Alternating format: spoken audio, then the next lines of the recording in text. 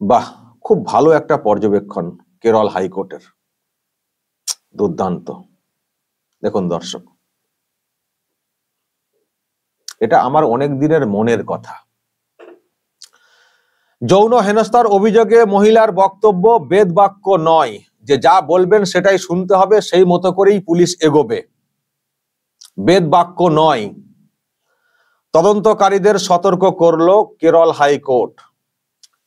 নিচে লেখা, কেরল হাইকোর্ট জানিয়েছে, মিথ্যা মামলার জন্য অভিযুক্তের সম্মানের অপূরণীয় ক্ষতি হয়। ওই সম্মানহানি শুধুমাত্র টাকার বিনিময়ে পূরণ করা যায় না বলেও জানিয়েছেন বিচারপতি পি.ভি. কুনহি কৃষ্ণান। দুর্দান্ত। প্রিয় দর্শক, আমি শফিকুল ইসলাম এবং আপনারা দেখছেন আরামবাগ টিভি। খুব ভালো একটা পর্যবেক্ষণ, খুব ভালো। দেখুন দর্শক, আরো কি বলেছেন। বিচারপতি আরো জানান, যদি তদন্তে দেখা যায় মহিলা মিথ্যা অভিযোগ তুলছেন, তবে অভিযোগকারীর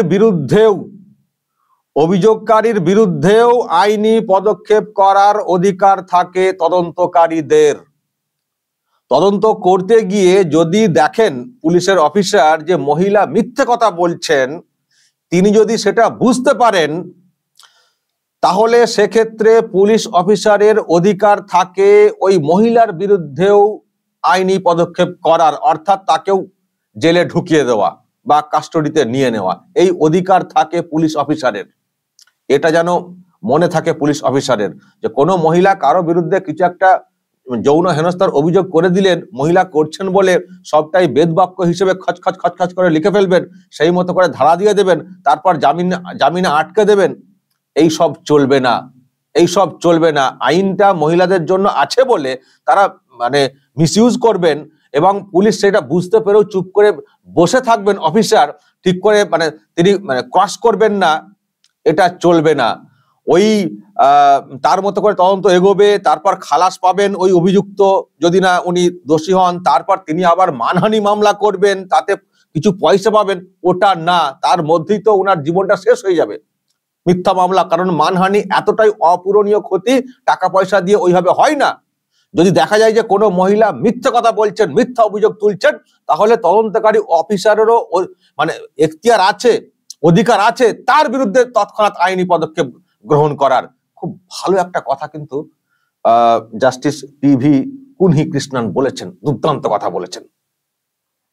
যদি এই প্রসেস চালু করা হয় না, যদি এই প্রসেস চালু করা হয় দর্শক, আমি নিশ্চিত আপনাদেরকে বলতে পারি অর্ধেক মামলা কমে যাবে। এই মিথ্যা মামলা দেওয়ার যে বিষয়টা না, সেটা দেখবেন অর্ধেকেরও আর অনেক কম হয়ে যাবে। বেশিরভাগ তো মিথ্যা। আমি শুধু আমার রাজ্যের কথাটা একটু জোর দিয়ে বলছি।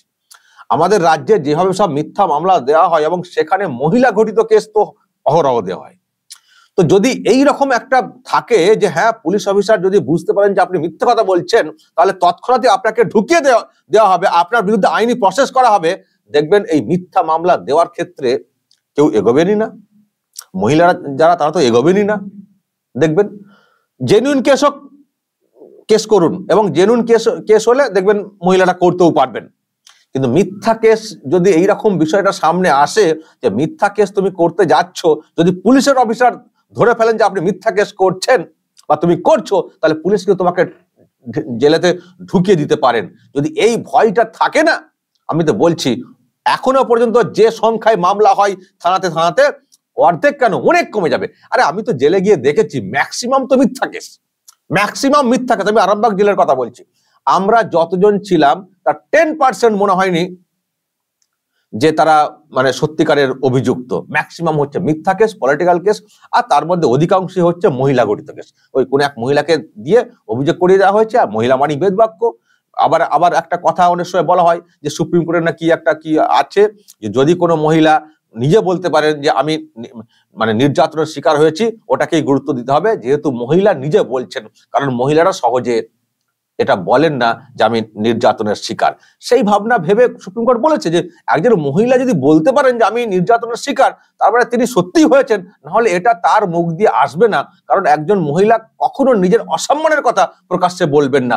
যখন কোনো মহিলা বলবেন তখন সেটাকেই গুরুত্ব দিয়ে পুলিশকে এগোতে হবে। হয়তো সুপ্রিম কোর্ট সেটা বলেছে, কিন্তু মহিলাদের একটা অংশ যে সেটাকে মিসইউজ করতে শুরু করেছে, সেটাও তো ভাবতে হবে, সেটাও তো ভাবতে হবে। দেখুন দর্শক, আমি কিন্তু কোনো মহিলাকে অসম্মান করছি না, ছোট করছি না। মহিলাদের উপরে নির্যাতন হলে তার তৎক্ষণাৎ বিচার হোক, সেটা আমরা সব সময় চাইবো। কিন্তু এটাও তো যারা আছেন আমার মহিলা দর্শক, তারাও তো নিশ্চয়ই ভালো করে জানেন। আপনাদেরই দেখবেন স্বজনদের কিভাবে শিকার হতে হয়েছে। মহিলারা সব মিথ্যা কেস দিয়ে জেলবন্দি করে দিয়েছেন। হয়তো সেই বেল হচ্ছে, হয়তো খালাস বিষয়টা হচ্ছে, কিন্তু অনেকটা সময় চলে যাচ্ছে, তার মধ্যে জীবন অনেকটা কেটে যায়, মান সম্মান অনেকটা চলে যায়, যেটা কিন্তু আর ফিরে আসে না। আর আমাদেরও মিডিয়ারও একটা দোষ আছে।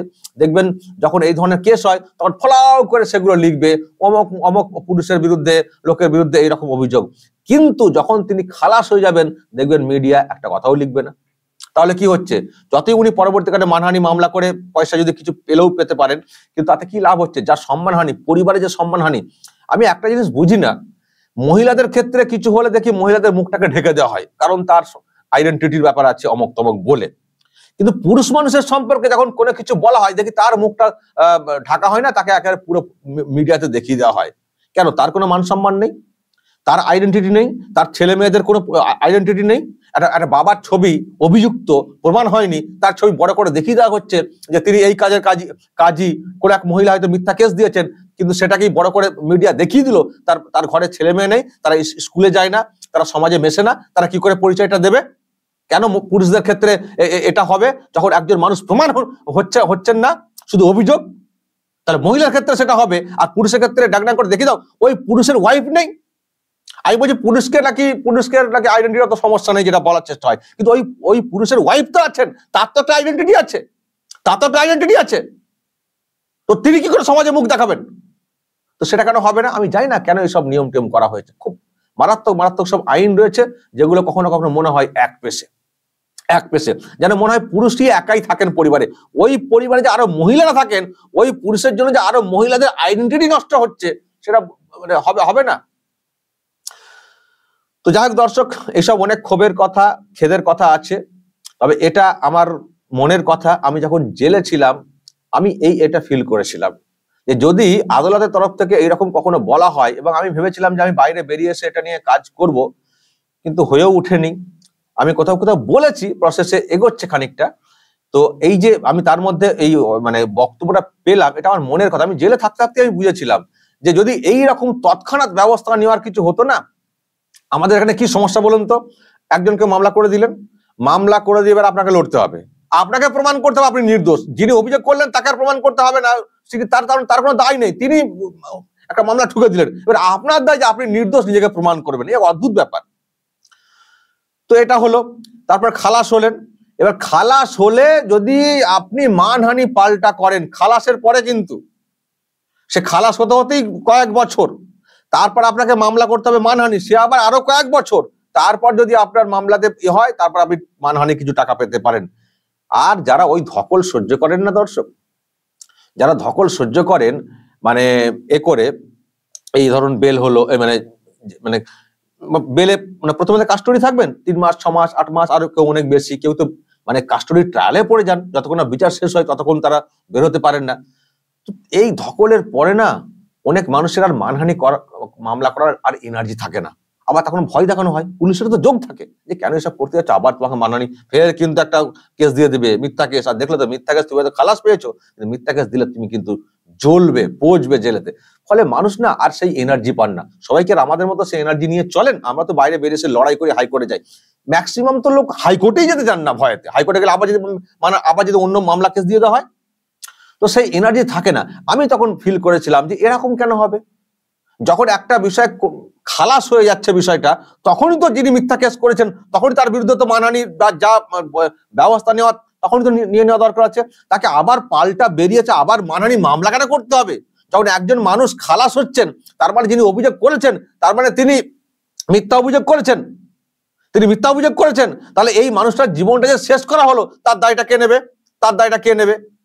হয়তো তখন বলা হবে আরে ওকে ধরা হয়েছে, তাহলে পুলিশ হয়তো ঠিক লোককে ধরতে পারেনি, সেই জন্য উনি খালাস পেয়ে গেলেন, কিন্তু ঘটনা ঠিক ঘটেছে।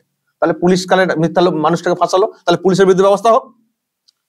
যদি অভিযুক্ত মানে অভিযোগকারিনীর বক্তব্য অনুযায়ী যদি হয় যে হ্যাঁ আমার তো ঘটেছিল, কিন্তু পুলিশ তো সঠিক লোককে ধরতে পারেনি, আমি কি করব? তাহলে পুলিশ কেন ধরলো? তাহলে পুলিশের বিরুদ্ধে অ্যাকশন হোক, তাহলে পুলিশের বিরুদ্ধে আইনি ব্যবস্থা হোক যে আপনি ভুল লোককে ধরেন, জেনে বুঝে একটা মানুষকে ফাঁসান, তাহলে আপনাকেও কিন্তু ছাড়া হবে না, এটাও কিন্তু করতে হবে। আমি এই নিয়েও ভেবেছিলাম দর্শক, যে যিনি মিথ্যা কেস করবেন সেটা প্রমাণের ব্যাপার, আর যিনি মিথ্যা কেসের ভিত্তিতে মানুষকে ফাঁসাবেন পুলিশের কেউ, তার বিরুদ্ধেও ব্যবস্থা নেওয়া। যদি এইসব প্রসেস চালু হয় না, দেখবেন না পুলিশ মিথ্যা কেস লিখছেন, পুলিশের কোনো অফিসার, না কেউ মিথ্যা কেস করতে যাচ্ছেন, তার অর্ধেক বন্ধ হয়ে যাবে। মানুষ অন্তত সঠিক বিচার পাবেন, বা মানুষের জীবনকে নিয়ে এরকম চিনিমিনি খেলাটা হবে না। এটা আমার ভাবনার মধ্যে ছিল। তো কেরল হাইকোর্ট এই যে একটা অবজারভেশন দিয়েছে, খুব ভালো অবজারভেশন, নিশ্চয়ই বুঝতে পেরেছে কেরল হাইকোর্ট যে সুপ্রিম কোর্ট হয়তো বলেছে গুরুত্ব দিতে মহিলাদের কথাগুলোকে, কিন্তু এটাকে এখন আজকালকার দিনে মিসইউজ করা হচ্ছে। এখানে কি হয়েছে, যে মহিলা অভিযোগ করেছিলেন তিনি বলেছেন আমার সঙ্গে যৌন হেনস্থা হয়েছে। অ্যাকচুয়ালি কি হয়েছে, একজন অফিসের কোন একটা কর্তার বিরুদ্ধে করেছেন। তো অফিসের কর্তা বলেছেন অ্যাকচুয়ালি উনি কাজ করছিলেন না, ওনাকে আমি কাজ থেকে ছাড়িয়ে দিয়েছি, সেজন্য আমার নামে এই মিথ্যা কেস দিয়েছেন। তো এর কি প্রমাণ দিয়েছেন উনি একটা প্রমাণ দিয়েছেন, ওই মানে অফিসের ওই যে অফিসার যিনি মানে ওই অফিসের, তাকে ওই মহিলা একটা থ্রেড দিয়েছিলেন, সেই থ্রেডের কল রেকর্ড ছিল, থ্রেড দিয়েছিলেন যে ফাঁসাবো অমুক তমুক, কল রেকর্ড ছিল। সেটা দিয়ে আবার ওই অফিস মানে যিনি অফিসের আছি লোক, তিনি করেছিলেন, থানাতে অভিযোগ পর্যন্ত করে রেখেছিলেন। সেই অভিযোগ পর্যন্ত দেখা হয়নি পুলিশের তরফ থেকে, শুধু ওই মহিলা বলেছেন যৌন হেনস্থা করেছেন, তার ভিত্তিতে তদন্ত শুরু করে দিয়ে মানুষকে ধরে নিয়ে তাকে অ্যারেস্ট করে রেখে দিয়েছিল পুলিশ, বুঝতে পারছেন, কেরল পুলিশ, বুঝতেই পারছেন। তো এবার সেটা প্রমাণ হয়েছে, ওই অফিসের ওই ব্যক্তি তিনি প্রমাণ করে দিয়েছেন যে আমাকে তো আগেই হুমকি দিয়েছিলেন, উনি কাজ করছিলেন না, আমি বাদ দিয়ে দিচ্ছি, আগেই হুমকি দেওয়া হয়েছিল, আমি থানাতে অভিযোগ করতে করেছিলাম, সেটা দেখানো হয়নি। মহিলা যা অভিযোগ করেছেন যৌন হেনস্থার, তার ভিত্তিতে আমাকে জেলে ঢুকিয়ে দিয়েছেন। তো সেটাতেই ক্ষুব্ধ হয়েছে কেরল হাইকোর্ট, যেটা কি করেছে, মহিলা বললেন বলে হয়ে গেল, উনি ঠিক বলছেন না ভুল বলছেন এটা বোঝার আপনাদের ক্ষমতা নেই, আপনি ধরে নিয়ে চলে এলেন যৌন হেনস্থার, ওই মানুষটার মান সম্মান নেই। সেই জন্য ওখানেই বলা হয়েছে যে এটা মহিলারা বললি সেটা বেদ বাক্য এটা ভাববেন না, ক্রস ভেরিফিকেশন করবেন, এবং যদি মনে করেন যে মিথ্যা অভিযোগ তুলছেন ঢুকিয়ে দেবেন, মানে আইনি ব্যবস্থা নিতে পারেন অফিসার, সেটাও বলেছেন, খুব ভালো কথা বলেছেন। আমি দর্শক আমার নিজের কথা বলি, লম্বা হয়তো হচ্ছে ভিডিওটা খানিকটা। আমার নামে মহিলা ঘটিত কেস আমি এখনো পর্যন্ত যতটা মনে পড়ছে 3খানা। একটা কেস তো অ্যাটেম্প টু রেপ, বাপ রে বাপ, পুরো ভুল ভাল গল্প লিখে মামলা, সেই কেসটাতে আমি খালাস হয়ে গেছি, আরামবাগের কেস, পুরো খালাস, কোনো প্রমাণ নেই, কিছু নেই, খালাস। মিথ্যা কেস আর কি দাঁড়াবে, খালাস হয়ে গেছি, আমারও প্রসেস যা হওয়ার হবে। কিন্তু ওই তো লেন্দি প্রসেস, যদি তৎক্ষণাৎই তাকে জেলে ঢুকিয়ে দেওয়ার ব্যবস্থা থাকতো, বা অফিসে যদি আমাকে ভুল করে ঢুকিয়ে বা আমাকে সাজা, ভুল কেন, আমাকে তো ভুল না, আমাকে ইচ্ছা করে ঢুকিয়ে, অ্যাকচুয়ালি সে গল্প অনেক, অ্যাকচুয়ালি পুলিশ তার মধ্যে যুক্ত ছিল, তাহলে পুলিশের জেলবন্দি হয়ে যাওয়াটা উচিত ছিল। আমি যখন খালাস হচ্ছি, কারণ আমাকে মিথ্যাভাবে ঢোকানো হয়েছে, কষ্ট দেওয়া হয়েছে, আমাকে বিরাটভাবে হেনস্থা করা হয়েছিল, আমার তো জীবনটা শেষ করে দেওয়ার চেষ্টা হয়েছিল, আমাকে তো কাস্টডি ট্রায়ালে ফেলে দেওয়ার চেষ্টা হয়েছিল, যে ও খালাস হয়তো আমি পাবো, কিন্তু যতদিন না বিচার শেষ হচ্ছে ততদিন আমি জেলে যাতে পচি সেই ব্যবস্থা করা হয়েছিল। আমি তো লাখ বাই চান্স বেল পেয়ে গেছিলাম, অনেক কষ্টে, অনেকে চমকে গিয়েছিলেন যে আমি বেলটা কি করে পেয়েছিলাম। তো জীবন শেষ করে দেওয়ার চেষ্টা হয়েছিল প্রথমবার আমি যখন জেলে গিয়েছিলাম, কিন্তু ওই আমাকে আবার পাল্টা মামলা অমক তমক করতে হবে, লেন্দি প্রসেস। আর একটা কেস, একজন পঞ্চায়েত প্রধান হঠাৎ করে আমার নামে মিথ্যা মামলা দিয়ে দিলেন, আমি তার ওই শ্লীলতাহানি আর 1.5 ভরি ওজনের সোনার গহনা ছিঁড়ে নিয়েছি। আর পুলিশ দেখবেন যতই ছিনতাইয়ের কেস হয়, এই ধরনের কেস আমাদের আরামবাগে আমি একটা সময় দেখতাম সবেরই এই ওজনটা মোটামুটি এক থাকতো, 1.5 ভরি। যখনই মিথ্যা মামলা হতো ওই 1.5 ভরি সোনার গহনা, এটা কমন থাকতো, বুঝতেই পারছেন। তো সেই কেসটা তো এখনো পেন্ডিং। আর একটা কেস, আমি এসব অনেক গল্প বলেছি, একটা ডাকাতির ঘটনা আমাদের একটা রিপোর্টারের নামে, মানে ডাকাতির কেস দেওয়া হয়েছে আমাদের এক রিপোর্টারের নামে, সেখানে আমার নামটা যুক্ত করে দেওয়া হয়েছিল, বর্ধমান কেস, সেই কেসও তো আমি খালাস হয়ে গেছি, সেই কেসও খালাস হয়ে গেছি, কি বলবেন দর্শক। তো স্বামী ডাকাতি হয়েছে কিনা আমি জানার জন্য তার ওয়াইফের কাছে গিয়েছিলাম। তার ওয়াইফ মানে স্বামী থাকেন দোকানে, উচালন একটু একটা ডিস্টেন্সে, ওখানে রাতে থাকেন, গ্রামের দিকে বেশি যান না। তো আমি জাস্ট পরদিনে গ্রামে চলে গেছিলাম তার ওয়াইফের কাছে জানতে যে আপনার স্বামীর কি ডাকাতি হয়েছে, কারণ ডাকাতি কেস দিয়েছেন না আমাদের নামে, ওই পুলিশ যোগ নেতারা সব যোগ করে আমাদের নামে মিথ্যা কেস। তো আমি ওয়াইফকে জিজ্ঞাসা করেছি, ওয়াইফ তো আকাশ থেকে পড়ছেন যে কোথায় ডাকাতি হয়েছে আমার স্বামী, তাহলে আমি জানতাম না, স্বামীর সঙ্গে রোজ কথা হচ্ছে, আমাকে কিছু বলেনি তো, কোথায় ডাকাতি হয়েছে, আকাশ থেকে পড়ছেন, পড়ারই কথা, মিথ্যা কেস। তো আমি সেটা রেকর্ড করেছিলাম, রেকর্ড করে এসে আমি আমার চ্যানেলে আরামবাগ টিভিতে দেখিয়ে দিয়েছিলাম, ব্যাস ফেসে গেছে পুলিশ। তারপরে কি হয়েছে শুনবেন, আমি সেই ভিডিও আপনাদেরকে দেখিয়েছি, যারা জানেন তারা তো জানেনি। ওই মহিলাকে দিয়ে অন্য একটা থানাতে আমাদের নামে কেস করা হয়েছে, আমি নাকি তার শ্লীলতাহানি করেছি। এই যে মিথ্যা কেস দেওয়া লাগাতার আমার নামে হয়েছে, আরো অন্য কেস তো রয়েছে, অন্য কেসও মিথ্যা। তো টোটালটাই মিথ্যা কেস যদি পুলিশ বুঝতে পারে, পুলিশের তৎক্ষণাৎ ব্যবস্থা নেওয়া উচিত। আর বিশেষ করে মহিলা গঠিত কেস, যেটা এখন সস্তার একটা ব্যাপার হয়ে গেছে শাসক দলের, বিশেষ করে মানুষকে ফাঁসানোর ক্ষেত্রে। এই ক্ষেত্রে যদি সত্যি এই রকম মানে বিষয়টা মেনে পুলিশ চলে না, আর মানুষকে এইভাবে হেনস্থার শিকার হতে হয় না। আমি নিজে ভুক্তভোগী, এখনো ভুগছি, লড়াই চালিয়ে যাচ্ছি। আমি তো লড়ছি, আমার তো লড়ার অনেক জায়গা রয়েছে, হাইকোর্টে আমার অনেক উকিল রয়েছেন, আমি হয়তো হাইকোর্টে মুভ করতে পারছি, কিন্তু সাধারণ মানুষ গ্রামগঞ্জে যারা আছেন সবার তো এরকম উকিল নেই না, এত লড়ার ক্ষমতা নেই, পাশে থাকার লোকও নেই। তো তাদের তো কি অবস্থা হয় সেটা আমি জানি। তো আমাকেই তো অনেকে ফোন করে বলেন, দাদা এরকম অবস্থা, আমি কিছুই করিনি। কেউ বলে আমি ব্যাঙ্গালোরে ছিলাম, আমার নামে শ্লীলতাহানি কেস, কোথায় ব্যাঙ্গালোর, কোথায় শ্লীলতাহানি কেস দিতে হয়েছে, আর পুলিশ যা বলবে তাই খচখচ করে লিখে নিয়ে ব্যাস। আর যদি অন্য পার্টির লোক হয়ে থাকেন তার কোনো কথাই নেই। এই যে বিষয়গুলো, এটা খুব জরুরি। যে ধরনের অবজারভেশন কেরল হাইকোর্ট দিয়েছে না, এটা দর্শক একটু প্রচার করবেন, তো এটা শেয়ার করবেন, আমাদের পুলিশগুলোকে একটু বলবেন, এটা তো ইন্ডিয়া, এটা তো ভারত, আইন তো সবার জন্য। যদি কেরল হাইকোর্ট এটা বলতে পারে, তার রাজ্যের পুলিশ কেন সেটা মানবে না? আর এই রেফারেন্স টেনে আমার মনে হয় যতগুলো সব মামলা টামলা হবে, এগুলো বলা উচিত যে পিভি কুনহি কৃষ্ণন কেরল হাইকোর্টের জাস্টিস যে অবজারভেশন দিয়েছেন, এটাকে ধরে নিয়ে না আজকের এটাকে নিয়ে মামলাগুলোকে ফাইট করতে হবে, এবং এই ভয়টা ধরাতে হবে, যে মিথ্যা কেস দিলে তুমি কিন্তু ফিরবে না, তুমি জেলে ঢুকে যাবে। মামলা করতে যাচ্ছ বটে, সত্য হলে যাও, নো প্রবলেম, সবাই তোমার জন্য ঝাঁপিয়ে পড়বেন তোমার বিচারের জন্য, কিন্তু মিথ্যা হলে তুমি যাচ্ছ কমপ্লেন করতে, তুমি কিন্তু ফিরে আসবে না, তোমাকে ঢুকিয়ে দেওয়া হবে। এটা কিন্তু হওয়া উচিত দর্শক, বলবেন যদি আপনাদের এই নিয়ে কিছু বলার থাকে, অবশ্যই বলবেন, কমেন্ট বক্সে নজর রাখবেন আরামবাগ টিভিতে।